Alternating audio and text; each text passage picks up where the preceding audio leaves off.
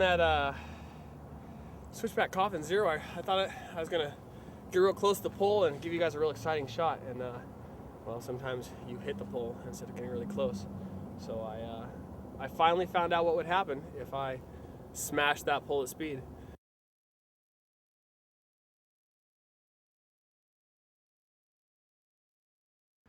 Moim pierwszym DVD było DVD Drew Stone'a, Urban Streetbike Warriors.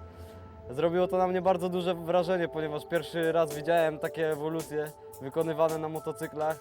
No i strasznie mnie to zainspirowało, strasznie mi to dało dużo do myślenia, że takie motocykle sportowe można używać w inny sposób. In the early days of making street bike films, we could do like a hit and run midnight, we strike at midnight street ride and go blazing through a city, and the cops really, they didn't really know what they were looking at. They didn't know, like, is this illegal? What is it? So, you know, we got away with a lot early on in the early days of stunt bike riding. We would, you know, I would go from city to city while I was making segments for these films, and we would just kill it. We would go blazing through town, whether it was Times Square or, you know, Worcester, Mass, Cuba, wherever. But as time went on, you know, the cops got hip to it. I got this guy and his brother in his Nissan Pathfinder. Once I picked him up at the restaurant in Newark, he's like, all right, we gotta go this way. He's yelling out the window with a camera in his hand, 12 o'clock, 12 o'clock. I'm like, this dude is fucking out of his mind. And that's how I met Drew Stone. Right now, he's probably saying, you little shit, you saw me there.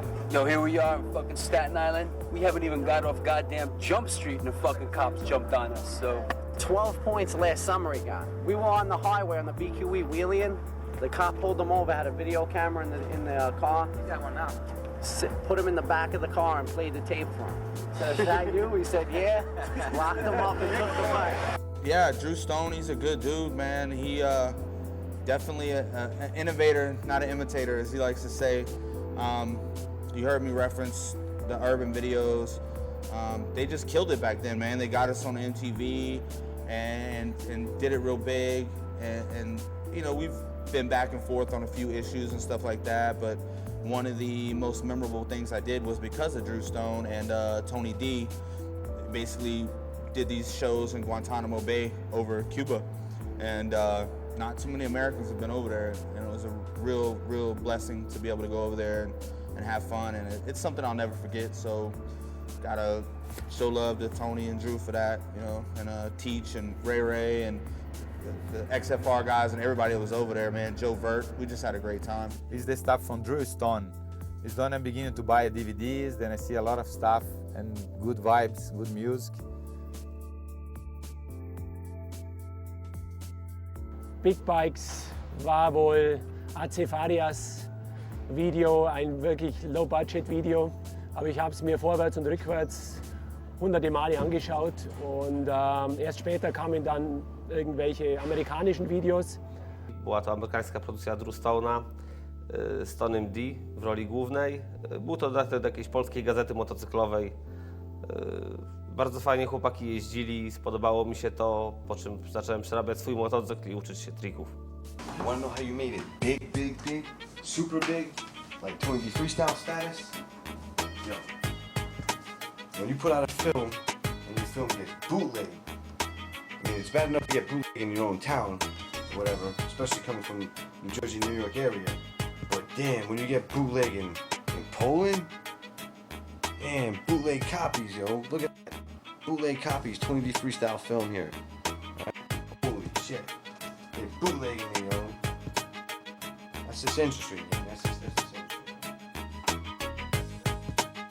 I like the old school videos when they were bikes that looked like they came off the showroom floor and looked like they hadn't been touched or done anything different to, and they're out there wheeling on the streets. The first stunt film I ever saw was Throttle Trauma 1, and it was a big movie for me because I grew up in Vancouver, and that's where I started learning how to ride, and all the riders that were in that movie I knew. So it was pretty cool to see them, you know, killing the streets and all that stuff. The first stunt video I ever saw was definitely the Star Boys. That's what got me into riding. I think that's what got, I mean, there was a few other groups out there, but well over half, 50% of the people who got into stunt riding through the Star Boys. You know, no, I bought two at the same time. I bought Las Vegas Extremes 1 and Star Boys 2.5 Stilford Out. Those were my first two, and they're really different because if you have seen both the videos, which you should have, because first of all, Las Vegas Extremes 1 is a fantastic video. Say what you want about Paulie, but Paulie made some really cool videos back in the day, and he's a funny guy. Completely different, you know, the Star Boys video is real kind of homemade. It looks like it was made between two VHS machines. You know, it's not nearly the production quality that the Las Vegas Extremes ones were made, nor did it have the same feel. Las Vegas Extremes are having fun. Star Boys are a bunch of badass guys riding around being badass, and they, you know, both had their place. Who the fuck is Drew Stone? Who the fuck are the Star Boys? The only video I've ever watched and anybody should ever watch is the Ghost Rider.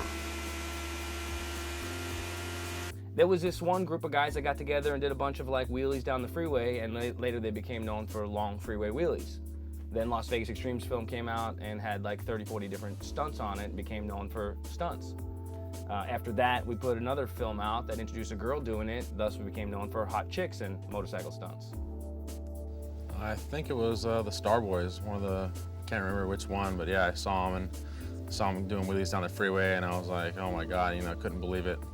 Back then, I guess the bikes I was riding didn't have enough power to clutch it up in third gear. You know, you'd have to start out at 10 miles an hour. So seeing them, I was pretty impressed. Well, there was no DVDs. The first stunt footage that inspired us to make the first American stunt DVD was just some stuff that was overseas. And it was some stuff on Fast Bike magazine put out a couple VHS tapes way back in the late 90s, and they just had a few clips on those videos of some idiot over there. What was his name? Gary Rothwell. I know him well. He's not an idiot, but when we ended up going over there and performing and stuff, we had some words with each other and whatever. Just I respect the man for what he did back then, but you know, a lot of the English stunt riders didn't get what we were doing and didn't understand why we were actually pulling a lot more pussy than they were when we would be at a show. So they took a disliking to the Star Boys. Les premières vidéos de Kyle Wood avec les premiers ralentis à l'époque où quand les riders faisaient frotter le cul de la moto, là c'était un grand truc quoi. C'était putain, c'est pas possible de faire ça, c'est incroyable. LVX and Get On Up was one of the first two DVDs I've ever seen. And man, I was watching it and it looked like fun. You know, back then it was all wheelie stuff and freeway stuff as far as stunt DVDs went. And I was like, wow, I'm gonna get a street bike and do some wheelies on the freeway. So next thing I did was got a street bike and did some wheelies on the freeway. LVX one, Las Vegas Extremes Part 1, 1998, I think it was the year, 99. And it was just awesome. Because like, maybe it's because I just started riding. I'd only been riding for like a week or two, and like I was still having a hard time figuring out the clutch. You know, getting worried about, man, maybe I shouldn't try to pull out right now because that car's coming in. If I stall, you know, you know what I mean? Like clutch, brake, shifting. Okay, green light means neutral. Like everything was new and exciting. To see these people doing what they're doing on their bikes, it looked like magic. Back in like 98, 99 was Wink. Wink had these real low budget VHS tapes that were selling in the streets out here in New York, and he was just killing the streets, you know, rocking that 92 squareback 1100, just killing the streets out there, hitting the signal lights when he's switching lanes. I mean, that right there, between that and the Banshee footage he used to have in the streets, that right there was what got me started riding. I met Drew Stone, and when I met Drew, we hung out with him and he was cool. We took him to events and went to different places and stuff like that. And I ended up starting to get involved with like the Urban Streetbike Warriors films. Going to France, baby. It's most definitely on. Drew Stone, Tony D Freestyle. We're going to Burns Day.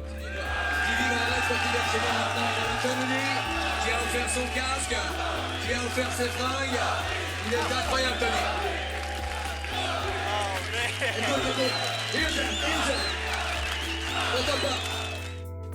I put out 12 O'Clock, which was a really New York-based film. And at a certain point, I went to a competition, me and Tony D Freestyle, we went out to Oklahoma, and it was a competition out there. And out there, it seemed like it was the watershed moment of stunt bike riding.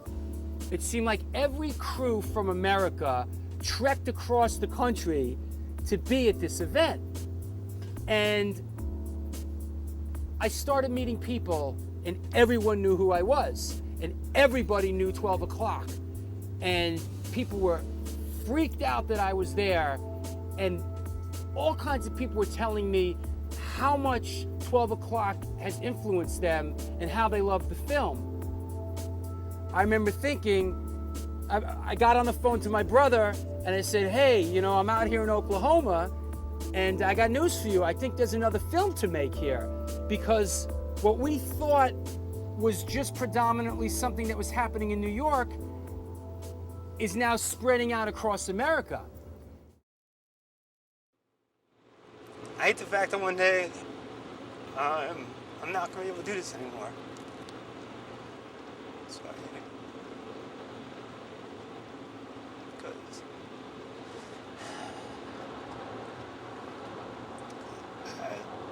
this is my life.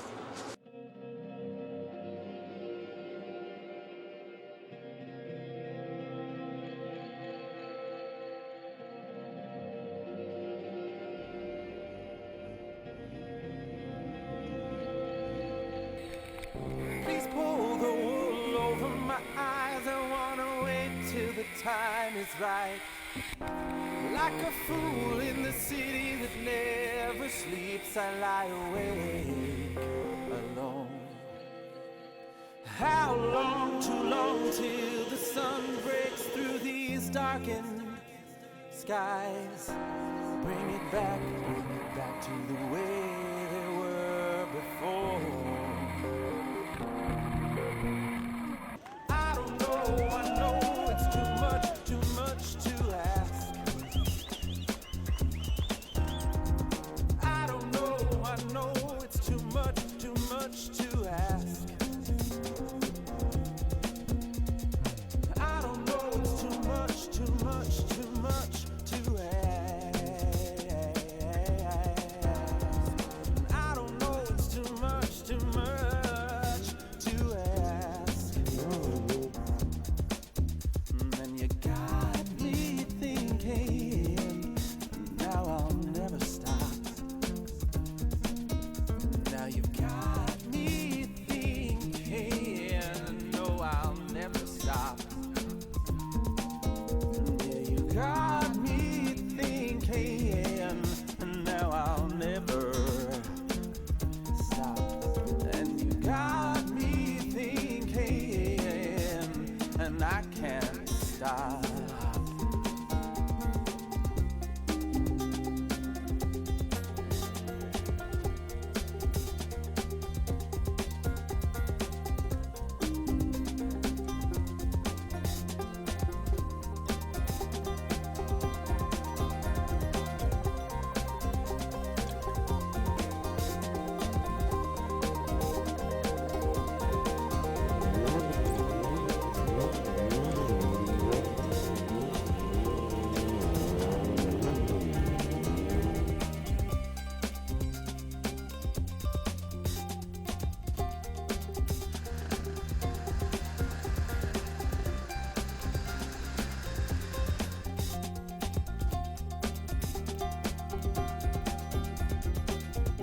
Even silver linings have their clouds. The future's getting clearer, and yet the memories fade. It seems even lonesome towns have crowds. Just pour me another cup.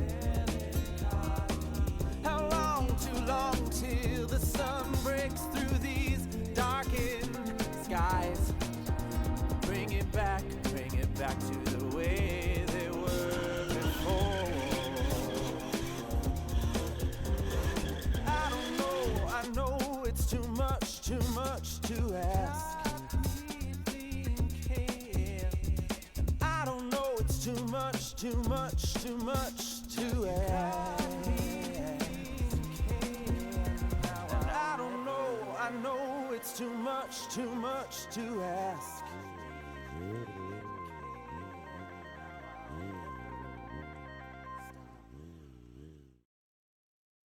Ultimate goal as a stunt rider constantly changes. We've been in the industry from the start. We pretty much started the U.S. wave of stunt riding. We took what we saw that was being done on the tracks and what was being done on bikes over in England, and we Americanized it. We took it and totally flipped it around and blew up the scene with crazy FTP video.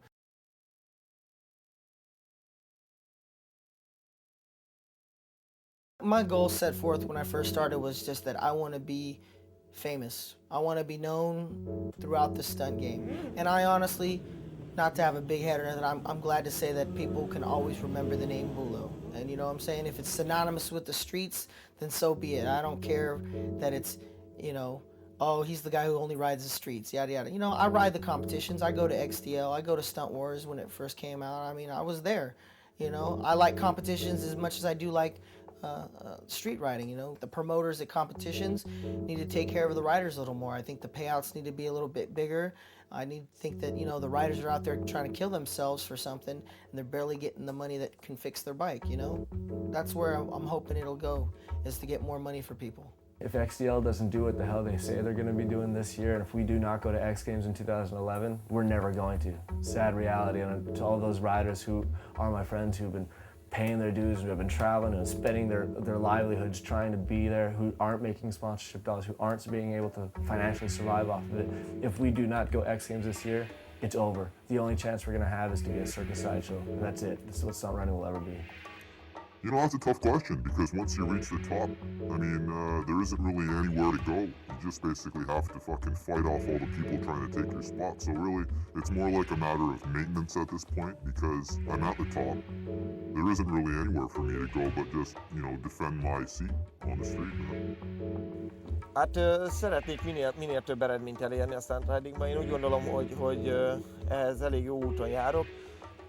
Szeretnék még legalább egy jó pár évet végig versenyezni, elindulni minél nevesebb versenyeken, és hát összemérni az erőmet a többi stunt riding versenyzővel.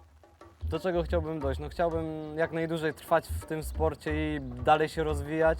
Chciałbym pozyskiwać oczywiście nowych sponsorów, osiągać dobre wyniki w zawodach, to jest dla mnie też bardzo ważne, i sprawia mi to dużą przyjemność po prostu. Startowanie z czołowymi stunterami i staranie się być jak najlepszym. Oczywiście nie jest łatwo, bo wiadomo, jest bardzo dużo profesjonalnych zawodników, takich jak Chris Pfeiffer. Mein Ziel ist es, mich immer weiter zu verbessern und Spaß zu haben dabei. Training in unserem Sport ist kein Muss, sondern ich freue mich darauf, Motorradfahren zu gehen und neue Sachen auszuprobieren. Ja, diese Progression, der Fortschritt, das ist es, was mich so fasziniert an dem Sport. Mon but dans le stunt, pour l'instant, c'est simplement de rouler pour moi, prendre du plaisir avec mes potes et ceux qui roulent autant que ceux qui ne roulent pas. Après, si j'ai possibilité de faire des petites démonstrations, des petits shows, des petites choses comme ça, c'est avec grand plaisir. Et mon vrai but, honnêtement, ce serait, comme je le dis depuis tout à l'heure, c'est de réunir toutes les femmes et de pouvoir faire au moins un show par an où on est toutes ensemble et vraiment pas de compétition, rien, où on est à fond dans le délire. Mon ambition, avant tout, c'est de me faire plaisir. C'est pour ça que je roule. Après, je suis pas un compétiteur, bien que j'aime bien la compétition, mais bon, quand je vais en compétition, c'est uniquement pour le fun, c'est pas pour essayer de faire la première place, même si ça me dérange pas si j'y arrive. Après, voilà, uniquement du fun, prendre plaisir à rouler. I've achieved far beyond what I thought was possible. I remember saying it back in the day, I just want free parts. Man, if I could just ride for free, then that'll be everything. I'll stop. If I can just ride for free, that's all I ever want. Now I get paid more money than I ever thought to ride my motorcycle, the same as I was doing 10 years ago. It's the same thing as I was doing 5 years ago. I'm doing the exact same thing, except now I get paid a bunch more money. So, it works for me. It's to just stay healthy. You got to go to work, man. But just keep on innovating new tricks, nothing major. I'm not a daredevil. I can't be breaking limbs and stuff right now. So, just innovating small little tricks, having fun. Alors mon but dans le stunt, c'est déjà d'une avant tout rester les pieds sur terre. Ça c'est une des choses les plus importantes. Ne pas prendre la grosse tête et bien sûr prendre du plaisir, rencontrer du monde, faire plaisir aux gens avec qui on fait des spectacles, donc les spectateurs. Et puis bien sûr faire que mes sponsors m'aident encore plus et que je les représente au maximum. Et la majorité du temps quand même c'est vraiment me faire plaisir avec mes copains, me faire plaisir tout seul. Et rouler, que ce soit en stunt ou dans n'importe quelle discipline. I continue to do it every night because I just have that urge. Oh, I gotta get better, I gotta do this, I gotta straighten out my leg, I gotta, push a little bit harder. If somebody else can do it, why can't I do it? That's all it is practice, blood, sweat, and tears. That's all it is. It's not about how good you are on your best day, it's about how great you are on your worst day. Because it always works out that way where when you're having a bad day, that's when you have to perform and make it count the most. I think I'm just gonna start riding for fun again. That's what got me into it, and that's what I enjoyed about the sport so much. And it changed a lot when I tried going super pro, and I like it more underground sometimes. Just want to have fun. Le but dans le stunt, c'est d'essayer de toujours dépasser un peu ses limites, repousser toujours au plus haut possible. Monter le plus haut sur sa moto, faire les plus grosses figures qu'on a en tête. Voilà. Je pense dans le stunt, après, il n'y a pas vraiment de but. Si c'est de se faire plaisir, de s'éclater. I don't know, just to be as good as I can get and try to keep up with some of these guys that are just like ridiculous out here on the streets, like Turtle just never ever putting wheelies down. It's just crazy. I'd like to do good at contests if I can, but the stuff that people are doing these days are just out of control. But pretty much just keep on rocking how I am and just wherever it takes me, so.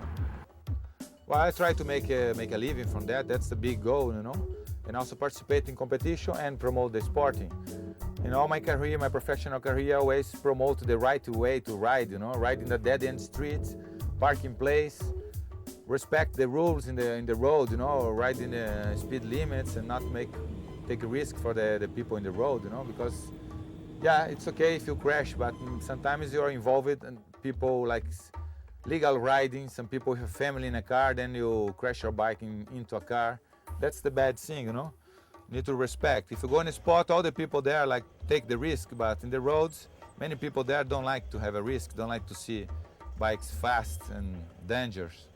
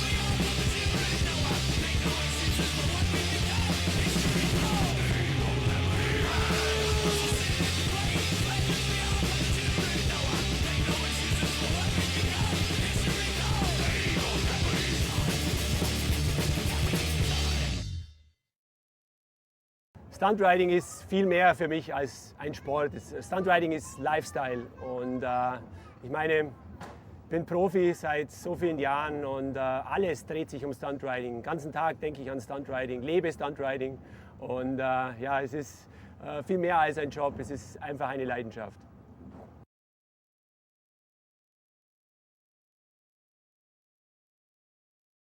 No, od kiedy zacząłem jeździć na motocyklu, tak troszeczkę bardziej ekstremalnie, no wiele się zmieniło, gdyż praktycznie wszystko jest pod to podporządkowane. Wszystkie jakieś wyjazdy, na pierwszym miejscu jest zawsze motor. No. Odbiło się to parę razy na moim jakimś tam życiu, prawda, osobistym, no ale to jest silniejsze po prostu od człowieka. Pretty much I think about stunt riding all the time. I mean, it's in my blood, you know, right now, and it'll probably always be in my blood until, you know, the day I die. It'll always be in my mind, and it's always going to affect my life either way, you know. Hát az életem úgy olyan formátumban változott meg, hogy nagyon sokat utazok azóta, nagyon sok fellépésem van, és alapján véve én erre tettem fel az életemet, és folyamatosan ezt a sportot csinálom. There's a lot of room in my heart and there's a lot of space taken up in my heart with the sport of freestyle and the lifestyle that surrounds it. And it's really difficult for me to just walk away cold. But in life sometimes you got to do things like that in order to move forward. It's like you wake up in the morning, you think, I want to do a wheelie. I want to do a wheelie to work. You start wearing your suit, you get on your bike in the morning, and suddenly instead of just like driving in your car, no, you're doing a wheelie to work. It's insane. It just, you start doing comps and then you start preparing for comps. You start dedicating, instead of that 1 hour that you're doing 3 times a week, you start doing 4 hours every single night because you just want to progress, you want to get better. Je me suis vachement investi, moi, en fait, avec tous les collègues, tout le team, parce qu'en fait, on a ouvert un magasin qui est dédié aux 2 roues, mais aussi on fait de la fabrication de pièces. Donc en fait, on fait vraiment de la création de pièces et on s'investit au niveau du travail, au niveau de la passion. C'est-à-dire qu'on passe les week-ends sur le spot à rouler et on passe une partie de la semaine en fait à créer, à vivre, à regarder des vidéos, à discuter avec des amis. Dire que c'est ma vie, c'est du stunt et la famille. C'est presque 50-50. So I got cameras, I got linked up with people that could help me, got on the street, started doing some filming, and made sure stunt riding stayed a part of my life, even though it grew so much of the sport that it progressed past my level of skills. But you can still find me on the streets, you know, any given day, bringing back my supermoto or any bike I can get onto, still having fun any way I can. L'impact qu'a le stunt dans ma vie, en fait, je vis pour le stunt, je vis par rapport au stunt, je me lève le matin par rapport au stunt. En fait, le stunt, c'est ma vie, en fait. So the impact it's had on my life is it's been my therapy, you know, like you're a little stressed out about something, you go for a ride, you know, your girl upset you, you go for a ride, you know, you're not really sure what to do about the bills, you go for a ride, everything will be okay. Actually, bill day was the day I couldn't ride, believe it or not. Like, I don't know if anyone else has experienced this, but you go from riding your motorcycles for fun, which is great. You go out with your buddies, you ride bikes. In our case, we were filming, so it was all about tapes and batteries. Is the batteries charged? Do you have an extra tape on you? And yada yada. And then one day, a dream come true. You're riding motorcycles for a living. Now, you get paid to ride the bike, and you think this is the greatest thing in the world. And it is. It certainly is. I definitely didn't want to go get a job. But now that it's a job that you got to ride, you can't ride without the cameras. You can't go out there and ride and not have the cameras rolling, because what if something happens? What if you get some really cool stuff going on? Or what if a crash happens? You need that on film because that's your job. If you're really lucky, you might come full circle to where you could ride for fun again and still get paid. L'impact du stunt dans ma vie, ça a changé beaucoup de choses. Ça a permis de rencontrer des gens géniaux, une ambiance qui me correspond complètement. Ça donne même parfois envie de quitter son travail, mais c'est vrai que ça fait rentrer dans un monde complètement différent des autres sports. Ça a tout changé. It cost me a relationship with somebody who I was very serious with. I left my job that I planned on never leaving. I left that and I moved 3,000 miles across the country to pursue it. So it's had a pretty good big impact on my life. And you know, along those lines, it's also taught me a lot about myself, and it's given me the courage and the fortitude to get out there and chance it and go for it. So, you know, I'm still the same person, but it's definitely opened up a lot of doors for me and allowed me to see the world. You know, so I'll never have any regrets. As many heartaches as it's caused me, in the end, each one of those heartaches has led to something even greater. So I'm very appreciative. Rider, ça m'a appris à avoir confiance en moi, à me défouler, à m'évader un peu quand j'ai des soucis ou quoi. Ça me libère. Je suis dans un autre monde. Yeah, it's taken over pretty much every aspect of my life. I own a truck because I truck my bike in every day. It's a dually because I need to tow a trailer for me and my friends. You know, my garage is owned by the bikes. I don't own anything that's not motorcycle related. I don't do anything that's not motorcycle related. And I don't think that even stunt riding is the main focus of it. I really like motorcycles, so. I can't picture myself without some sort of bike, whether it's a 50 or a dirt bike or a street bike, it doesn't really matter. Just as long as I have a bike, I'm happy, so that's all that really matters. Defined who I am and everything I do for the last 10 years. You know, I started in my 20s being a body piercer and ended up ending my 20s being a professional motorcycle stunt rider, which, I mean, it's defined me. It's given me all the opportunities that I never would have had otherwise, from traveling to everything. All those experiences in the last 8+ years turn you into who you are. So I mean, it's been, I can't even describe how impactful stunt riding has truly been in my life. Stunt riding is about as much of a sport as ultimate frisbee. The only difference is that the frisbee players know they're a bunch of fucking homos. It's amazing that before I really started all this, I had never really traveled or been on the plane and things like that. And now I've been around the world with this, and you know, I've got friends in different countries and you know, friends all across the U.S. and just having fun and trying to make some money at the same time, and you know, hopefully make a dent in a sport and leave my impression on it. When is it gonna stop? When am I gonna, what day am I gonna go and say, I don't wanna ride that bike today? You know, and what is gonna fill that void? I worry about that. Montreal, stand up. Annika Slade, what up? Yeah, let's bring this man face back, man. Dro Star in this bitch. Long chain. Yeah. Yo, Sticky, what up? Yeah, what's good, nigga? 100 mad niggas with guns. Yeah, mad niggas with guns. Okay. Let's set the tone off correct.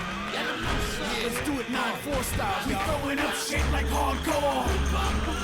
Like we back in 9-4. It's Judgment Night. These are rap's last days.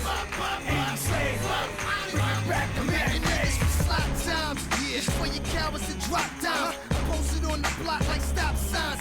How could you stop crime when I listen to clips till we pop nines? The boy got hotlines like phone numbers for runaways. It's beef like fade, get done away. When I see my BO, only time I put my gun away. Gunplay, murder for fun, at least one a day. Shots in your Teflon, bulletproof vest on. I feel 17 to give like Zac Efron. Running mad click like coke, you get stepped on. Battle me your new website or be DEFCON. I hold your kids for ransom, throw up your handguns. This is the thug anthem. This is the thug anthem. Bring the fucking East Coast back. This is the thug anthem. Throw up your handguns. This the thug we throwing up shit like hardcore. Like we back in 9-4. It's Judgment Night. These are rap's last days. Andy Slade. Bring it back to mad days. We throwing up shit like hardcore. Like we back in 9-4. It's Judgment Night. These are rap's last days. Andy Slade. Bring it back to mad days. What's the matter with my brain? Insane. Star sticking Slade going back to golden days. When the glass bell sounds, time to bring hell round. Busting ball heads way before Britney had a meltdown. Hoodies and black bomb jacks, White Sox caps. The smarter you talk back, the harder the smack. Drop slam the Jamesons doing all out brawl. So I toss my best friend through a gym rock ball. When hip hop falls, you find me 9 in a hearse, screaming I'm not water. watered down so I'm dying of thirst. Barely flop off a roof before I stop hawking truth. I'd rather sticky blow my fucking head off in this food. My last cruise through whack dudes and bench crews. These pack you stack 30 years of classic rap tunes. 100 man troop, and I ain't got no bathroom. Patrol said he got me a fucking gun if he had to. Throwing up shit like hardcore, like we back in 9-4. It's judgment night, these are rap's last days. And say, bring it back to back. Throwing up shit like hardcore, like we back in 9-4.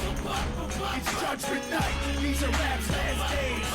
And say, bring it back to back days. In the back streets, we stash heat in the backseat of the black Jeep to blast beat. Half sleep, high off hash sheep since last week. Work come mad cheap. Got chickens transporting out of state and they ass cheap. I'm nasty, got enough heart to blast me. React rashly, when police harass me. A trash heap is where they find your head if you grab me. 3 shots from the navy, you defy the law, grab me. My strategy, front of stick and get hit automatically.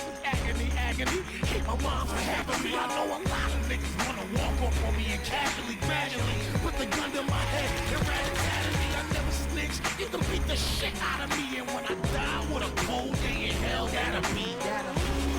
Sticky fingers, motherfucker. 100 man, sticky fingers, we going up shit like hardcore. Like we back in 9-4. It's judgment night, these are rap's last days. And we say,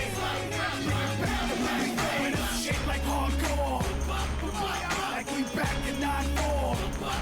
It's judgment night, these are rap's last days. And we say, bring it back to back days.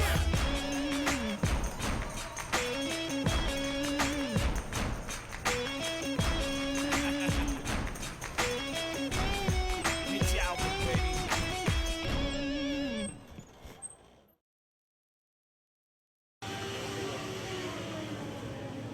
Krzysiek!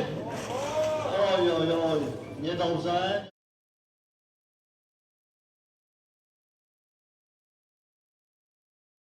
Least rewarding is tearing your bike up or tearing yourself up and not getting paid for it. That's about the worst. Probably not being paid in a money sense, simply because this is the type of sport that requires money, and it requires you to stay healthy. It requires, the doctor when it's time. It requires a new bike when it's time. And the most difficult part about it was, sometimes putting gas in the tank to go training, and keeping fresh tires on the bike and all, because you're only as good as the equipment you're on. I don't like my 27 broken bones. I don't like my body full of metal. Getting old, and it sucks a little bit. I don't regret anything. You can't have regrets, man. I love riding. Crashing, every once in a while you have a really good crash and it puts you out. It's no good, it's no fun. So that really sucks about stunt riding. Running from the police on motorcycles is probably not a really good idea, but it sure is a lot of fun. Now that you can charge a stunt guy $88 an hour to work on their bike, and the other side of the coin is they're the ones that destroy their bikes.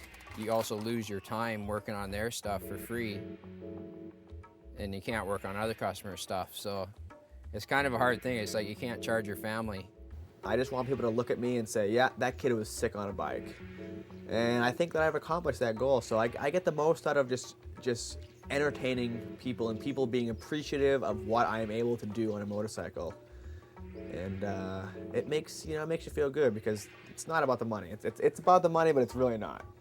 The most difficult part is probably just like the business aspect of it, when you first get into it, you don't get into it for the business part of it.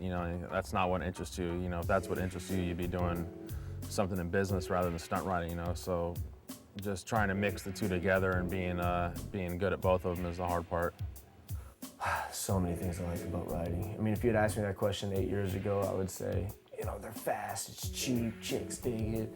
You asked me that question 5 years ago, you're like, man, it's a new frontier, I'm trying to push it and going somewhere different. You ask me that question nowadays, it's still a little bit of that, but it's also like, man, I like that it's made me who I am. I like that it helps me pay my bills. I like that it allows me to continue to do what I do. Pour moi, la meilleure partie du stunt, c'est de pouvoir tous se rassembler tous ensemble certains week-ends dans différentes parties de la France et pouvoir profiter d'être tous ensemble et de partager la même passion sans conflit, sans prise de tête, sans compétition et tout ce qui s'ensuit. Just the funnest part, just being in the parking lot and, you know, coming up with new stuff, new tricks that just split one of your friends' wigs and you just keep doing it over and over again and rubbing it in, you know, it's better. It's a better feeling when your friends that know how hard or how difficult the tricks are that give you props versus like people, you know, random people in the crowd or whatever, because they might not fully understand. So when you get the respect of your peers or whatever, that, you know, that means a lot. Crowd pleasing. I like to get out on a bike and just go full throttle and just get the crowd pleased. I stunt for other people, you know, I don't just stunt for judges or for competition wise. I like to just get the reaction out of people. That's why I stunt. If you love something and you commit yourself to something and you put in the work, that it's rewarding no matter what happens, whether you're crashing, whether you're breaking parts, whether you're breaking body parts. It's just something that you love and you just work towards. You accept it as a consequence of what you do. You know, it's interesting because my family isn't accepting of stunt riding at all. And most of the time, honestly, I hope they never see this, but I lie about where I am and what I'm doing. Opportunities kept coming along the way. That was the most rewarding part because it felt like there was always a purpose and it felt like there was always a reason why I was given these opportunities. And at that point, that's what made it seem like it was always making sense. And looking back on it now, I feel like that was the best that came out of it was, you know, always having some door opening and keep going forward in the career. Yeah, when I get on my bike, it's to perform, and if the ground is cold, my tires are cold, you know, like I got to take it easy, and you know, I don't really know how to do that, so it takes a while for it to heat up, and then your body's cold, and then you know, you stop, the tires are cold again. Like the thing I dislike most about riding is riding in the cold. You know, at some points in the year, I'm driving for 4 or 5 days with a 40-foot rig, getting there, setting up, doing a bike night ride, doing 3 or 4 shows the next day. And if it's a 2-day show, it's 2 days of that. If it's not, then it's tearing down for a day and driving 4 or 5 more days to the next show, and I'm just gone months at a time. And that's definitely the hardest part. And like anything else in your life, even if you enjoy it once it becomes a job, it's exactly that, it's a job. My father sat me down a couple of weeks ago. We had lunch, and he said, you know, if you quit stunt riding, I'll buy you a house. And I looked him dead in the eye and I said, Dad, it's not gonna happen. And then he looked back at me and he said, I know, because you're my daughter.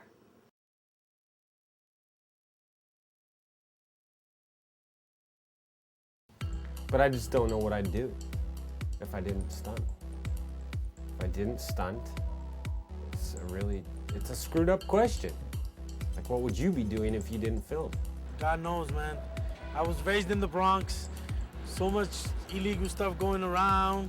Could I either been arrested? Could I been locked up right now? Could I be dead? God knows, man. Honestly, I wouldn't even know. I'd probably be a successful business owner, which I already am now, or I would have continued to do dirt and probably got locked up again. So, yes, I said again. If I wasn't a stunt rider, I'd be sitting behind bars and be in jail probably. But honestly, I'd be a bank robber. Ha nem motoroznék, nem űzném ezt a stunt riding sportot, akkor én úgy gondolom, hogy mindenféleképpen motoroznék, de talán valami más dologgal foglalkozni. Lehet, hogy elmennék jetski versenyzőnek, vagy akár el tudom így az esőre való tekintettel. De gondolom, hogy motorokkal foglalkozni, motorokat szerelnék, vagy bármi. Ich glaube, wenn ich kein Stuntrider wäre, wäre ich vielleicht Musiker. Zumindest wäre das ein Traum. Sicherlich kein Tänzer, aber Musiker. If I didn't stunt ride, what else would I be doing? I honestly don't know. I don't really have, pretty much stunt riding is what I do. That's my hobbies. Other than that, I pretty much spend a lot of time working and try and spend as much time when I'm not doing either one of those sleeping. You know, doing track days in my car, things like that. I mean, I've always loved cars. You know, and sport bikes or motorcycles in general just seem to be an easier way to, you know, to do something big or You know, with cars, it's more about the car and the motor than it is so much the driver versus motorcycles. It's all about the rider, so it just gave you an easier avenue to express your craziness, I guess. I don't know. I would something with talking. I like to talk. Something with maybe sales, marketing. Something I could see myself doing any number of those things, like trying to get attention. I really don't know. I don't know. When I hear people whine about their like injuries and stuff, you know, if they break like bones and snap them in half or break a neck or something, that's something like to whine about. But like twisting a wrist or like, you know, like spraining an ankle or like getting a little gouge on your elbow, no. Like, get back on the bike and ride. Straight up. Done deal.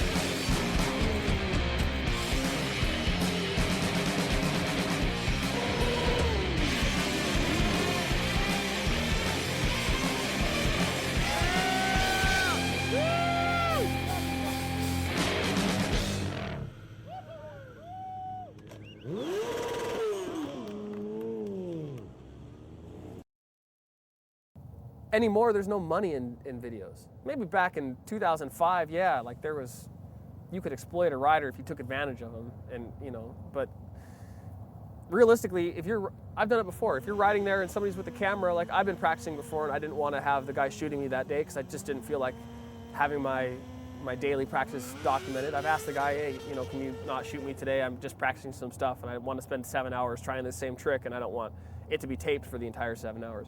And it's easy to do that. It's stupid to get angry at somebody post the fact. Like, hey, why'd you tape me all day? I saw you taping me, why'd you tape me? That's stupid. And we need that type of publicity now because there's no money in DVDs. So the people that are out there making DVDs, you know, I think if they're lucky, they're breaking even on their efforts. So we need more people that we can exploit as riders. Come to my city if you're gonna make a good DVD. And I'll hang out with you for a couple weeks and you can shoot every day. I don't care. Because it's a lot of hard work, and I've been on the other side of the camera and sitting in front of an editing studio for hours on end and getting nothing out of it. That's at times as much work as riding, for sure.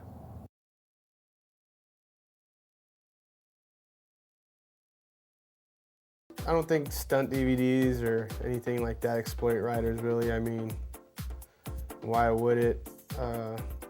If anything, it brings the sport to a higher level, gets us out there more. I think if we were dealing with, riders having $6 million contracts, then it'd be a whole different story. But it's not even to that point yet. So, well, maybe Britain. Hey, Britain. I don't know, but. Yeah, I don't think it's a big deal. To grab people's footage and swipe a bunch of people's shit just to dump out another film while things were hot. That just was not the way I did things. And, the more motherfuckers acted like that, it really made my films rise to the top, man. Because those fucking people couldn't direct their way out of a wet paper bag. We took care in our films and we focused on our films. It wasn't, we were proud of our films. Our films meant something. It wasn't just get this shit out so we can make some money or do this or do that. So, the more fucking clowns that ran around and did stupid shit like that, really just made us look better in the long run. Everybody says they want to put you in a video, and then you go, hey, all right, I'll be in the video, and then you're waiting for some videos, It's all about you have the control, you can edit and put who you want in a video, but I honestly believe if you're in a video, you deserve to get something out of it, When the game first started, videos were the only way that we could make our money. There was really no other way. Nobody really doing any shows or anything, so the videos were the main source of income, so it was a bigger deal. Like when I'd go to the spot, you wouldn't want somebody filming you because you thought they were gonna go make a video. Like when you go to the stunt spot, if somebody else is filming, you'd be like, telling them to shut their camera off. But these days, I mean, it's just with YouTube and everybody's got a video camera on their cell phone. It just, you can't really, do anything about it, As the videos became popular, a couple of producers, sort of picked up on it and said, ooh, this is looking real popular, we can make some money here. And they came out and started filming a bunch of the guys riding. And a bunch of these guys riding didn't have any ability to produce their own video, so this was giving them an opportunity to get their name and face on a video on the shelf. So they would ride for them for free, of course. And the producers didn't ride motorcycles, but they were looking to exploit the talent and make a dollar. I think the reason that whole mentality comes up from a lot of the rider side is because a lot of riders, or any athlete from any action sport video, up and coming, especially athletes, they're struggling and they see people with cameras following it, and it's easy for them to get this mentality, thinking the other people are taking advantage of them or whatnot, but not seeing the bigger picture that those people are actually helping them more in the end. But ich glaube, Videos sind gut für die ganze Szene und auch für die Fahrer. Es kann uns nur helfen, eine breite Öffentlichkeit zu erreichen. Allerdings ist das Problem, dass die meisten Stunt-Videos eigentlich nur innerhalb der Szene geschaut werden. Stunter schauen Stunter-Videos und es wäre wichtig, ein breiteres Publikum zu erreichen. Aber ich glaube, generell sind Videos gut. In der Vergangenheit gab es schlechte Beispiele mit viel Streetriding und Dingen, die mir nicht gefallen haben, wo die Leute gesagt haben, dass Stunter sind verrückt und sind gefährlich. Aber ich glaube, auch die Videos werden insgesamt immer sportlicher und Stunt-Videos sind gut für die Szene. It's your decision. You say yes or no. In the past, we haven't worked with a lot of producers because I felt like these producers were indeed causing more harm than good in the stunt industry. What a lot of people got to realize is we've been in the industry from the start. So we've seen thousands of people come and go. And we've seen a lot of money come and go.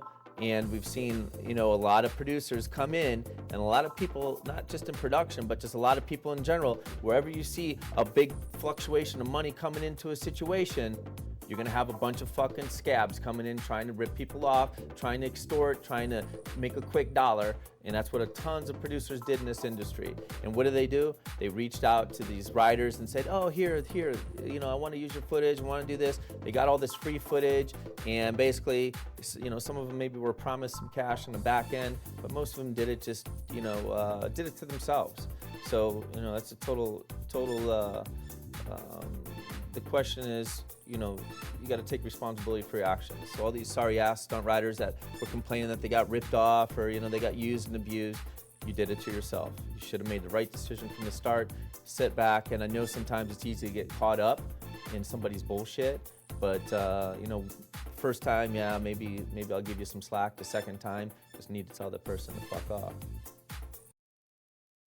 My mind actually stops working 1,000 miles an hour, and I can actually just relax and not have to think so much about bills I gotta pay, laundry I gotta do, traveling you gotta do, you know, fix the transmission on that, or fix this, or fix that, or whatever. You just kind of focus on doing what you do and just kind of flowing, you know what I mean?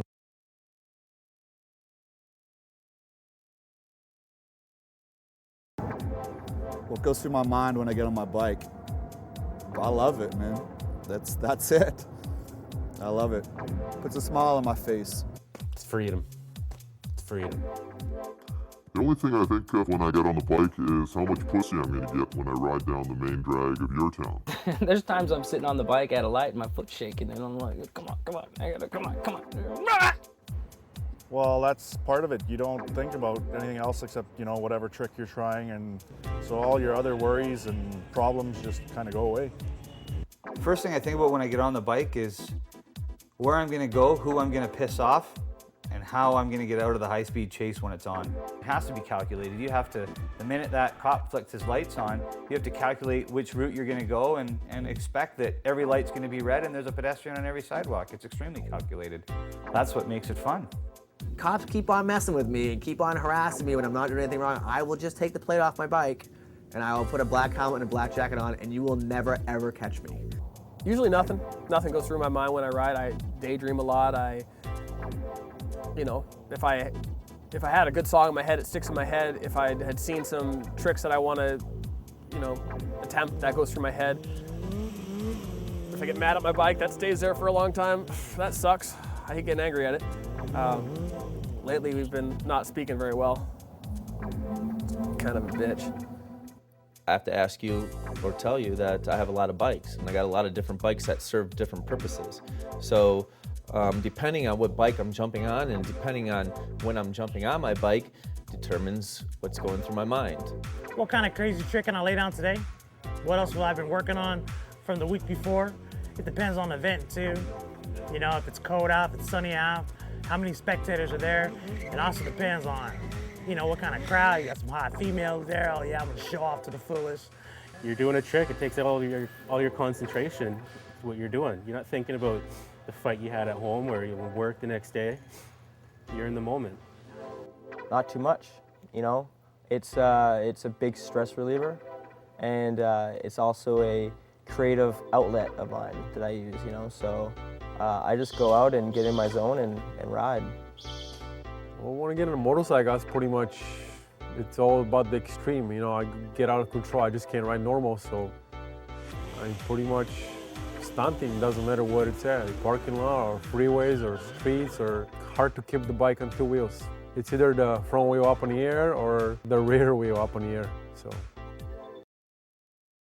Besides riding the bike, which is really fun, I think just the whole friendship experience and going to new places, meet new people, I think that's the best part of it, really.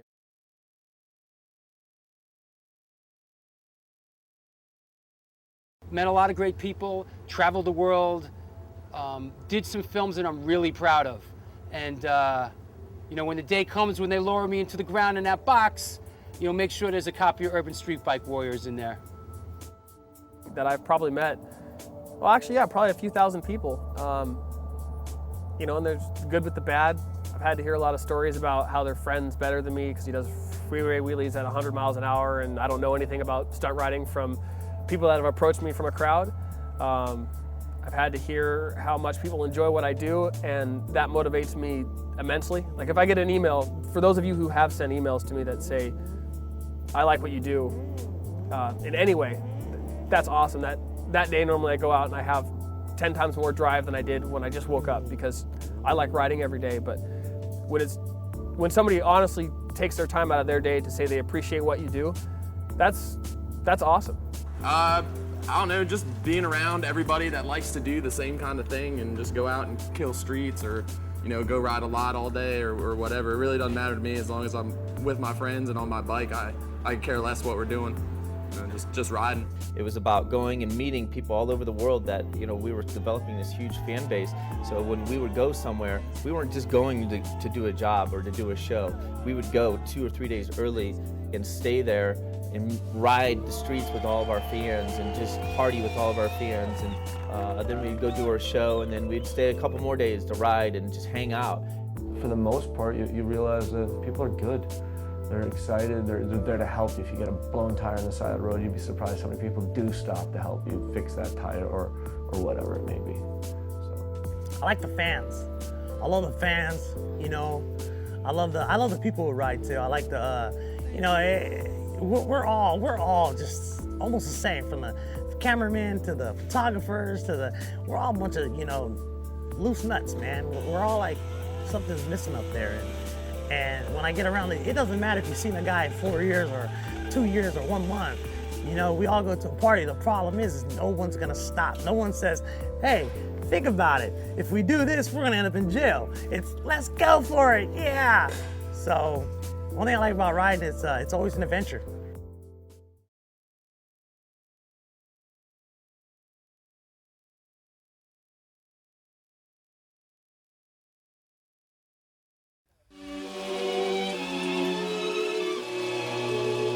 Yeah. This is about the world I love, how I want to go back. What if I could go back to the day when every other talent wasn't wasting away? Maybe I'm just getting sentimental with age, but lo and behold, there go those golden days. Hey yo, I hydrate the thirst of the mass from first to last, like grief-stricken Superman reversing the past. Go back in time way before I chose my profession, to a sunny day between 94 and 97, before L Boogie sang the Curtis Blow sample, and every other biting producer followed example, before they traded Gil Scott-Herons for Ben Franklin's, and Mason Puff put on spacesuits and went dancing, before Tim produced more hits than Mickey Mantle, before the golden era crumbled to bits and shambles. I'd walk up to Jay, tell him that he's the only hope, so get your mind off that yacht and start rocking the boat. I go back to specific moments when my faith hurt most, and I do my best to stop Nas from wearing fur coats. I know Cube had more predators left in him, so I'll stop him from dropping West Side Connection then. Tell Rod to keep tapping into the best of him, get my fill when he was still Andre Benjamin. Yeah, I'd make Loud pay for all those kung fu skits, to make sure RZA keeps focused on that true woo shit. If only they had helped the clan divide up royalties, maybe now they wouldn't have divided loyalties. Like the first time I heard Troy, you see, going back in the day brings such joy to me. What if I could go back to the day when every other talent wasn't wasting away? Maybe I'm just getting sentimental with age, but lo and behold, there go those golden days. What if I could go back to the time when we used to pay attention to the words in the lines? Try to put the pieces back to this American pie, and do my best to save the day the music died. Yo. And do my best to save the day the music If I could go back, I try to keep these rappers honest, try to convince Easy to slap on a condom, tell Dre don't change a thing, keep smoking chronic, then I'd bet a couple grand on Nuggets over Sonics. But I digress, lest I take away from the story. I'm like the boss, take you back to the days of glory. We had the wings, man, but we forgot how to fly. Then we let go, like Stevie after Hotter Than July. Cause since Puff blew up, there's been no way out. Trend after trend, and now we're all played out. Remember staying up late for Arsenio, when Mobb Deep had no pool party videos. Remember when R&B and rap were two different things, when the shine of mics and jewels were two different blings. It used to be you gotta think before you write the words, and it was city streets that made you, not the white suburbs. And I remember when those beats had you bobbing your head, closing your eyes to hear what common sense said. Oh, what would I do if I could roll back years? To when me against the world made me hold back tears. Try to tell pun acceptance is the #1 step. Tell old dirty dog you should get some rest. Yeah, I'd stop Pac from getting on that plane to Vegas, but often the pain that kills us is the pain that makes us. What if I could go back to the day when every other talent wasn't wasting away? Maybe I'm just getting sentimental with age, but lo and behold, there go those golden days. What if I could go back to the time when we used to pay attention to the words in the lines? Try to put the pieces back to this American pie, and do my best to save the day the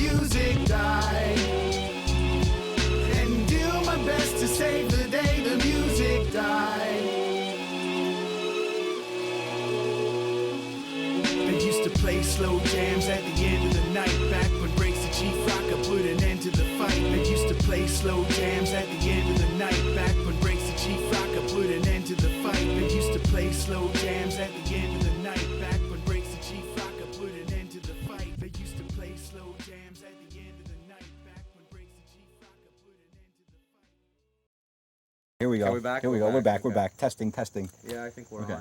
on. Do you remember Drew's whole Yo Boom thing? Yo, boom.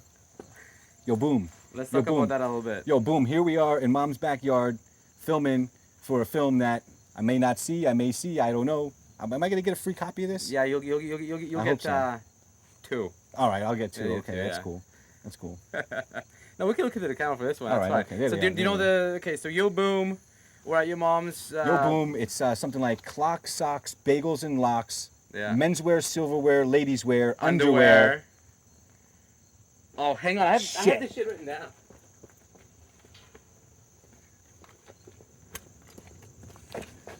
Okay, I All had right, to take write two, it down. take two. Oh yeah, that's fine. We'll just. This is all bonus material.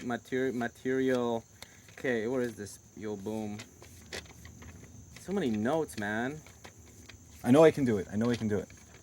Okay. Oh, that's the wrong page. Come on. Okay. So it goes, Yo Boom, here we are in New Jersey. Yo, boom. Here we are in Mom's backyard. I guess in New Jersey. Yo, boom. Here we are in New Jersey in Mom's backyard. Right? It's most definitely on clocks, socks. Well, no. You gotta say it's most definitely motherfucking on. Clocks, socks, bagels, and locks. Menswear, silverware, ladies wear underwear. Constantly bitch slapping, often. No. I got the modified version. Okay. Menswear, silverwear, ladies underwear, always macking, never lacking. Wait, whoa. Okay, what? Always macking, never lacking, boom shalaka lacking. Constantly bitch slapping, often imitated, never duplicated. Count your change. Count your chains and clank your chains. You got, Wait a minute. Chains, clank your chains. Clank your chains. So you These gotta go- chains. Yeah, you gotta count your change. So count your change and clank your change. Your chains.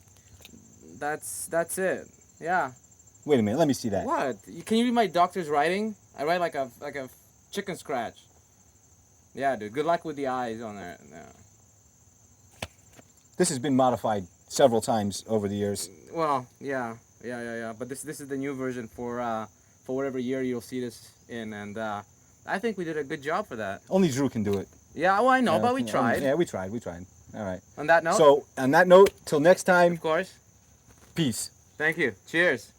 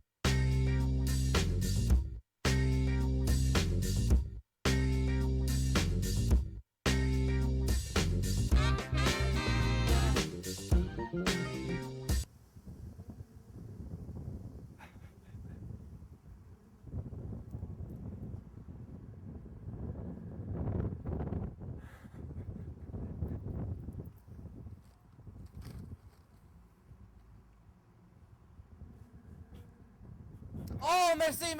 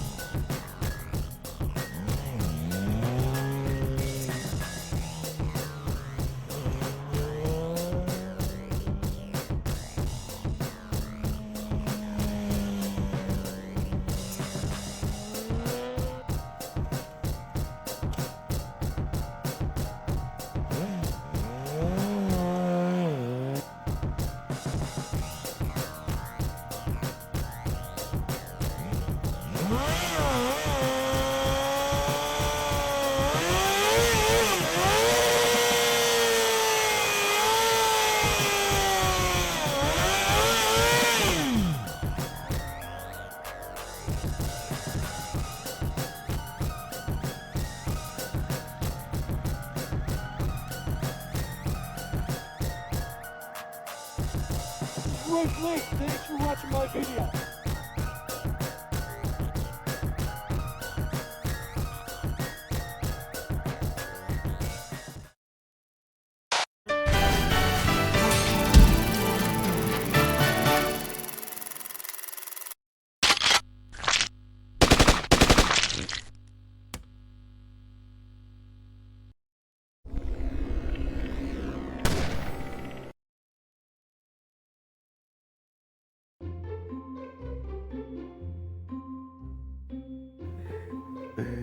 Oh boy, I'm gonna play the fifth now about that question. You know, I have a lot to lose right now if I get caught, but I will let you in on a secret. I probably have 6,000 miles on my bikes on the street this year, between 3 or 4 that I have, and none of them are registered. So I still know how to roll dirty. I still know how to play Night Rider. And if I always said, I remember saying, cops keep on messing with me and keep on harassing me when I'm not doing anything wrong, I will just take the plate off my bike and I will put a black helmet and a black jacket on and you will never ever catch me. And that's a fact. I mean, if I want to get away, the cops are not going to get me. And that's on any bike, whether it's my motard, whether it's my 800 GS or my superbike. Not that I condone running and not that I will, but in the end, that's the result, is that I get away and it's all good. But off the record, on camera, let's see. There's a whole lot, man. I'd like to know what's on a lot of people's minds as far as this whole thing, as far as, you know, what we're trying to do. Has nothing to do with stunt riding, but, you know, how many people still live this lifestyle? How many people are faking the lifestyle? There's so much behind it. I don't even know where to go with this. Off the record and on camera, I think Thor's gay.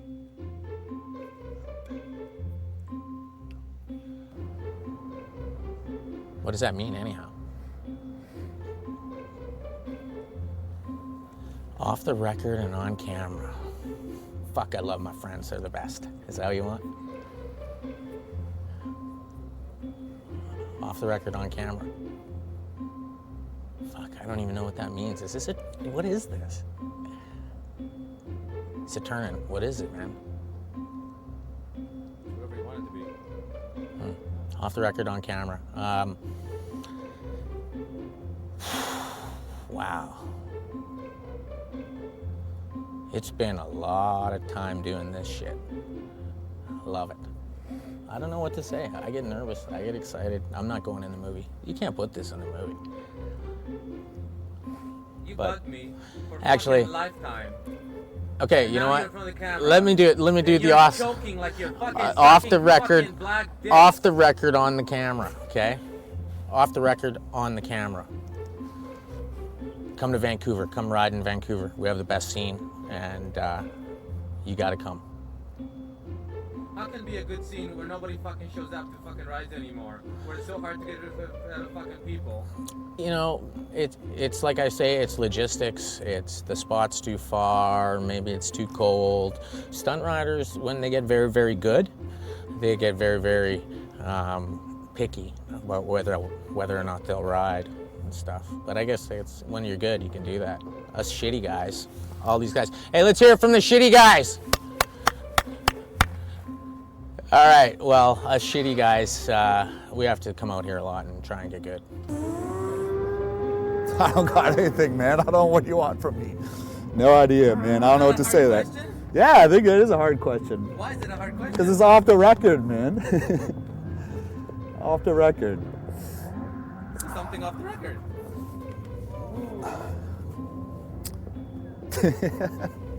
You're not getting anything out of me, man. No way, Sat. Off the record. Sat, why'd you quit riding? I didn't quit riding. I remember when you were coming up. Remember you had that green bike? Yeah. Yeah. Were you putting that footage in here or what? I don't have any of that shit, man. When you fell off doing your tank stand? That was a beauty. What the fuck does that mean? Off the record and on camera? Okay. Yeah.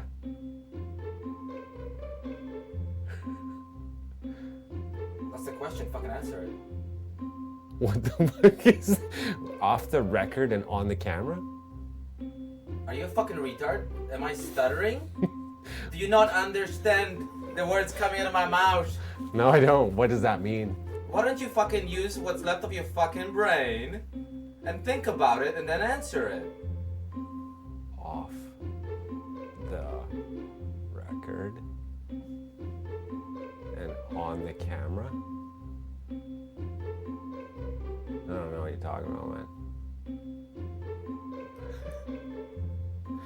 I seriously don't. Well, what do you think it means? I don't know what it means. What does it mean? Like, okay, you mean like what's going on with people? It's whatever you fucking want it to be. Think of the fucking question, retard. Off the record and on camera. The drama? I don't know. Ziv and I got into a big fight this year. I don't even know over what, but we're friends again. Off the record and on camera, they should legalize wheelies. You know, we should go out to City Hall and do what the skateboarders did when they wanted to skateboard. You know, it was illegal for skateboarders to skateboard. We should go on City Hall and start doing wheelies and, you know, tell them to get them to build places where we can actually stunt. You know, I know the sport's not that big now, but it would get bigger if we had places for people to do that. You know, I don't like people that are doing 100-mile-an-hour wheelies right past you. I don't want to get sideswiped at that speed. So, I mean, just keep it safe, man. Fuck all the haters. I've always said that. You know, and what else I'd like to say? Fuck all the people that try to take away credit for shit that we've done in the past. You guys can go stick your head up your asses. Man, this is a good question. I like this one. What else? Off the record, you know, I don't give a shit what you think about me. I really don't, especially if you're not paying my bills. I guess, you know, if you are paying my bills, then I do give a shit a little bit, but other than that, you know, a lot of the off the record shit, I guess, is just negative stuff, you know, and I don't like to get too deep into negative shit. I'm over pointing fingers and, you know, crying about this or that, but, you know, in general, that's it. People know, you know, you do your history and you search out well. It's nice to see that. I think Motorcyclist magazine or one of the magazines just came out and, you know, was doing a stunt riding history timeline. It's nice to see the facts printed up, and you know, there's so many people out there who are just so willing to try to take away the shit that we've done in the history books. And you know, off the record, that's the stuff that pisses you off and that you like to complain about. But on the flip side of that is it's like to thank off the record, on the record, just thank all the fans for still supporting us, and you know, looking forward to 2011 and taking it to the next level with our projects and our little film projects that we're working on right now. And good luck with your video, and I hope it does well. I can't wait to see the finished product, even though I don't think you're capable of putting out anything better than FTP6. I kicked your ass, like fucking. Off the record, fuck you. No, you know, and that's it. You know what I mean? It's all good in the end, and everybody's, you know, that's what's made the Starboys the Starboys. It's not just about riding. It's about the style, the lifestyle, and that's what people can never figure out from the start. You know, we don't have to be the best stunt riders in the world to be the best stunt team in the world. We have to be on top of our game and have to keep the style and the image. Off the record, on camera. Running from the police on motorcycles is probably not a really good idea, but it sure is a lot of fun. The motorcycle is so superior to the car that you don't have to ride as fast as the motorcycle goes in order to get away. In fact, when people that I know of that may even resemble myself have just ridden for fun, they ride the motorcycle as fast as it can go to see how fast they can go. And that's fun. But then if the police engage in a chase, they usually slow down, let's just say, at least to like 70–80%, just to be cautious and make sure that they get away, because now there's no room for error. And it works really well. Now, once they've done that enough times to where they're really good at it and pretty confident, they slow down even more to keep it entertaining. Just say whatever off the record and on camera. Having a kid makes doing this hard? I don't know. Fuck. I don't really have anything to say. I'm pretty open. Don't look at me. Look at the No, line. this is No, off the no. record. No. That's on the record. This is off the record. You can't. No, the next question is gonna be toward the camera. This one is still pointing there. I don't have anything to say off the Think about record. it. Think about it. I really don't. I mean, if you were to sit a day in my shoes, you wouldn't even know what to say either. This is a weird thing that I'm doing, and it's a weird time to be doing it. So I don't have any opinion right now. The fact that I get to wake up and keep doing this is a motivation enough for me to keep going, and I don't have any off-the-record opinions, really. Ask whatever you want, and I'll put it on the record and on camera, apparently, which is the sideline over there. What do you think of my questions? I think some of the questions were interesting. Some of them made a lot of sense. Some of them were awfully vague. Fishing. I don't know. They're good questions within reason. What? How do you feel about what I'm doing?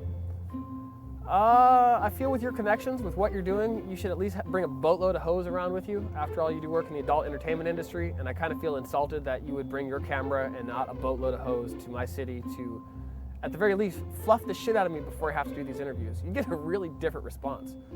I'd be sitting like this the whole time, maybe a little of this. I don't know. Yeah, keep at it. Like I said earlier in that exploitation question, we need people out there documenting what we do and interviewing people from around the world, and we need that. I hate that guy. All right, so look, off the record and on camera, bro, you guys should let more people talk on your show. You know, the Stealth Rider show? You know, you're going around every city. Every city you go to, it seems like you're in the cities where XDL is at. And then wherever we're performing at, you know, you've got riders. You've got talented riders nationwide. You got riders in California. You know, you got your cameraman saying, hey, you've never done before. Come on, man. We've seen all that stuff in Serving It Up 3. You see, never performed before on the Viaduct in Seattle. Man, we've seen that stuff on Fox 13 News. You ride all these places in all these states and you go to these landmarks, but there's riders in that state.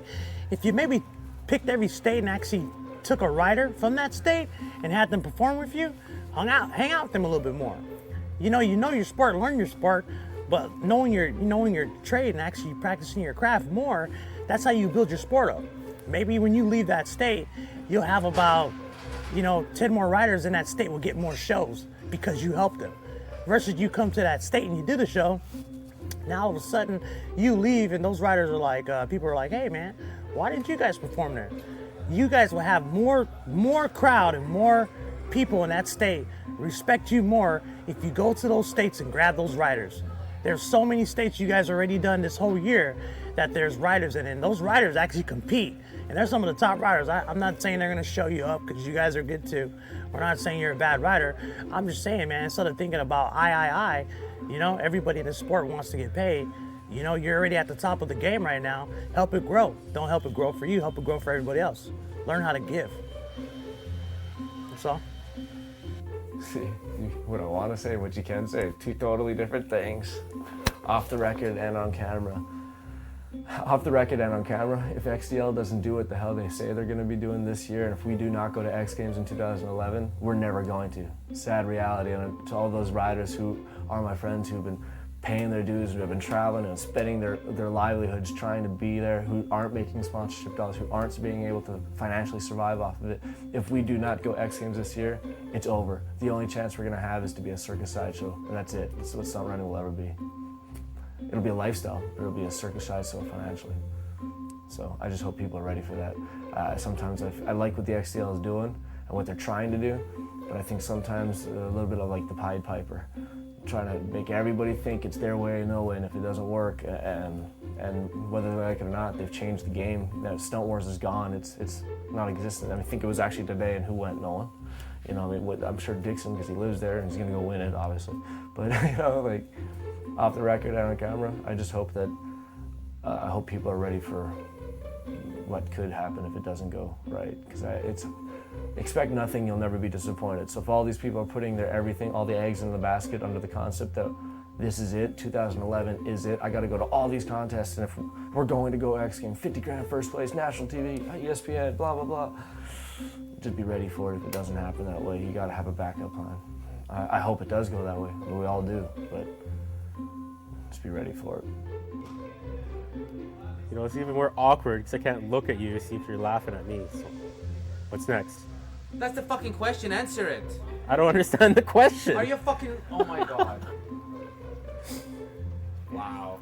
Okay. Think about it. Just think about it. Think about it. Well, what does that mean? How can it be off the record and on camera? You know. It can't. That's the whole point. Yeah. Well, that's it's why. a trick fucking that's question. why I laughed at the very beginning. But you because gotta it's answer like, it. But you gotta answer it. Okay. Off the record and on camera. This BS. You're gonna can't be off the record when it's being filmed. Off the record, it's supposed to be like, you know, under the table. No one knows what you're saying. I'm on camera. Everyone's gonna see. So now answer the fucking question. Didn't I just do that? I want something juicy. How about we get back to this question? I want something juicy, real fast. Let's go. I want the juice, Brian. Off the record on camera. What topic? Anything you want. That's the whole. It's an open question. Off the record. Yeah, one thing I don't like about stunt riders, they're cheap. A lot of them. You're never gonna get a stunt rider. As a shop owner, you're never gonna get a stunt rider paying full retail. That's never gonna happen. You're gonna be working on the guy's bike all the time. It's not like you can charge a stunt guy. It's not like you can charge a stunt guy 88 bucks an hour to work on their bike. And the other side of the coin is they're the ones that destroy their bikes. So it's kind of a weird thing. It's like if you're gonna open up a business thinking you're gonna make a ton of money off stunt riding, it ain't gonna happen. It's just not gonna happen. It's fun to have the image and stuff that, yeah, our shop does do stunt riding and stuff, but the problem is it's such a narrow market of people. There's only really in Vancouver 20 guys probably that stunt ride, 10 of them maybe seriously or less. So you can't base a business off 20 people that you don't make any money off of, and you also lose your time working on their stuff for free, and you can't work on other customers' stuff. So it's kind of a hard thing. It's like you can't charge your family to work on their stuff. I mean, unless you're a prick, but I don't know. It's a weird business, man. It's a lot of fun. I love doing it, but I'd say there's no money in it. You'll never get rich having a stunt bike shop unless you sell parts to the guys that don't ride with you. Then you can make money off them, but that's about it. Off the record, on the camera, I'm a proud father of a 1-year-old, and I'm having another baby March 25th, my second daughter.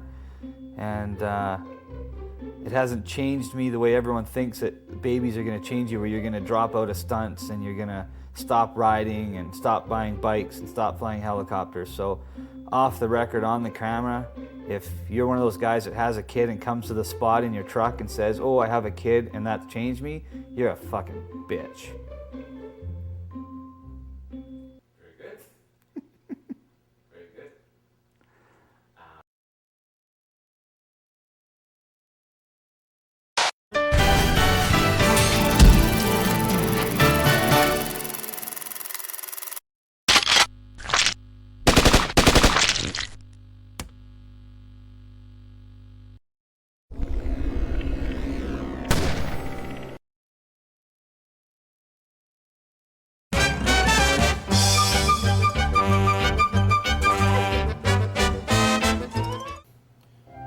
Cocksucker.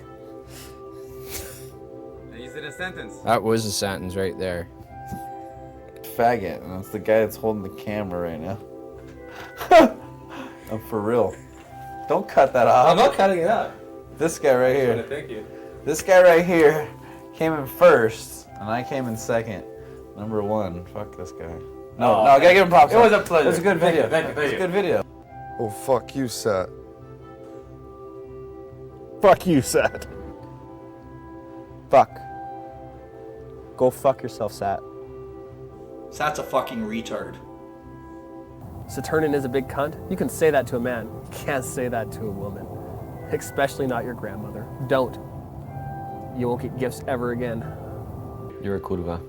Slut fuck. You are a slut fuck. Sus ma bite, Saturnin? S'il vous plaît. S'il vous plaît. My favorite swear word is supercalifragilisticexpialidocious fucking shit dose ass. Fucking cunt. Cunt! Come over here and give me some cunt, bitch. Well, you can use it in a lot of different ways. You know, fuck those motherfuckers. Fuck this shit. I love to fuck. Fuck this, fuck that, fuck you, and fuck them. Fuck, fuck, fuck, fuck, fuck, fuck, fuck. Fuck, fuck, fuck, fuck, fuck, fuck. Foda-se caralho. Kurva mać. Pinche cabrón. Shit! Jupe. What a cocksucker! Kurwa qui piękny dzień! Ah, je sais pas, je lui dis nique ta mère, hein, fils de pute, quoi, voilà, tout simplement, c'est tout. Ass goblin. Fuck. Motherfucker, get out of my way. Motherfucker, give me my money. Motherfucker, do you know who I am? Suce ma bite. Douchebag. Douchebag is a fucking legitimate curse word, motherfucker. What the fuck is wrong with you people? Putain de merde. Fuck the police. Hijos de puta. Fuck! Suce des bites avec ton nez. Nem jó helyen van itt ez a kocsi, Lali. Bazd meg. Fudge. Putain, ça me saoule, ça me casse les couilles, fais chier. Fuck, I don't know. Fuck, I guess. Kurwa mać. Putain d'enculé, suce ma bite. Bordel de merde. Fuck you, you're a fucking asshole. Suck my cock. La putain de ta race. I seen this S.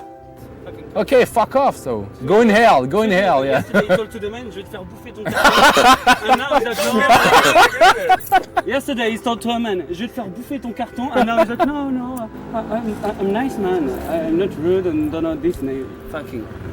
Fuck, like fucking this and fucking that, and I was fucking sick. Enculé de ta race de putain de merde, fais chier, putain de ta race. Nogs! Bitch. Stripper's gonna be the death of me. I don't give a fuck. Fils de pute. Suce ma bite. Putain, ça me casse les couilles. My favorite curse word's commitment. Dass ich heute erkältet bin, ist richtig scheiße. Antoine, c'est vraiment un enculé. Fils de pute. Damn it. Moi, je dis tout le temps la salope. Oh la putain de sa mère, j'ai plus d'essence. Je peux plus rouler. La bifle! Shta! Like that. Shta, shta. Go fuck yourself. Fucking asshole, cunt licking, ass fucking, dildo fucking scrote in your throat, motherfucker. Fuck this show. Fuck shit balls, cock, tit, fuck cunt. Yeah, it's a stupid question and I blood. Come on! Yeah, I don't know. Stupid question is not. It's easy, not stupid. It's easy question. Yeah, it's fuck. Because Fuck, yeah, you know. You can, Yeah, fuck. yeah. Maybe fuck and that's all. And that's it. And that's all folk.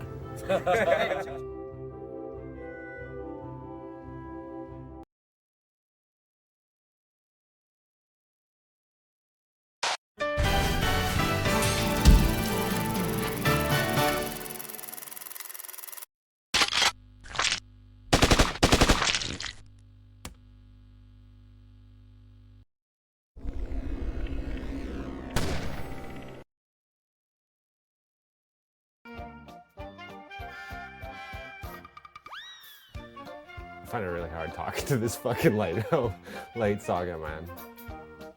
Yeah, man, we gotta draw a face. For sure. It's very interesting. What's interesting? Looking at a doorknob.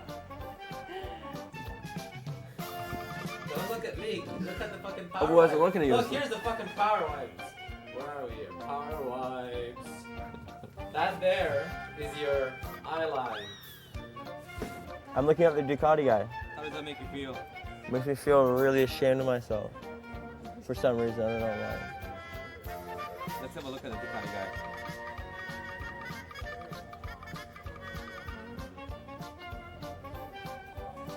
Is that better?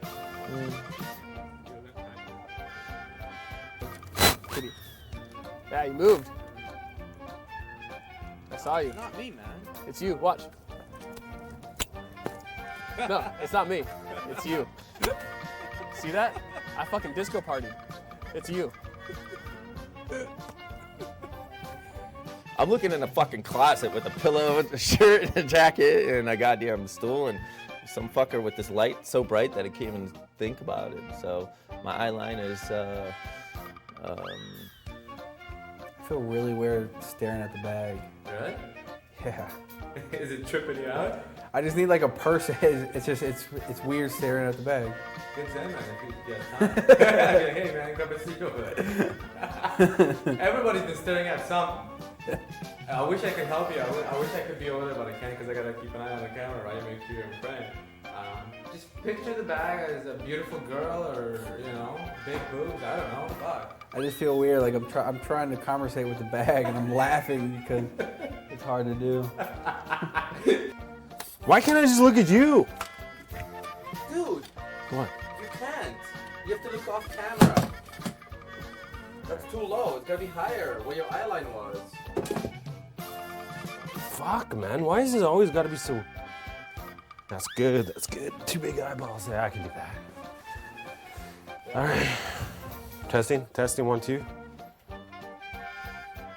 I've never had a ghetto interview like this. I mean, look, check this out. We got this fucking thing. I've never seen this. We could make up and say this is like $100,000 lighting system, but that's pretty fucking ghetto. We got some guy over here smoking pot in the bed, naked, fucking just woke up. We got some dude over here that looks like he just got off the set of Close Encounters of the Third Kind with his fucking lights, and then I got this guy with a piece of paper that he just pulled out of his underwear, but this is pretty ghetto. see, look, I ruined the whole fucking shot because I moved this ghetto lighting system. It's kind of weird. It's like I'm trying to talk to you, but I'm looking somewhere else. You still excuse me. You're a dork. I'm getting over Take a your cold. hat off. No, I like my Pac-Man I hat. have a shadow on your face. How about backwards?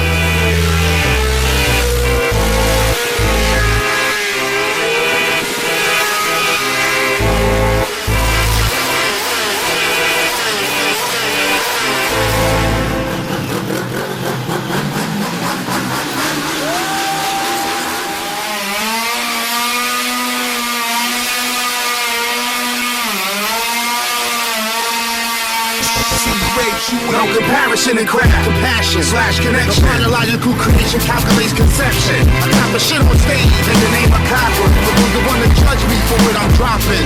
So embarrassing, no comparison, nothing like you. The schedule, your punchlines are older than Ice Cube.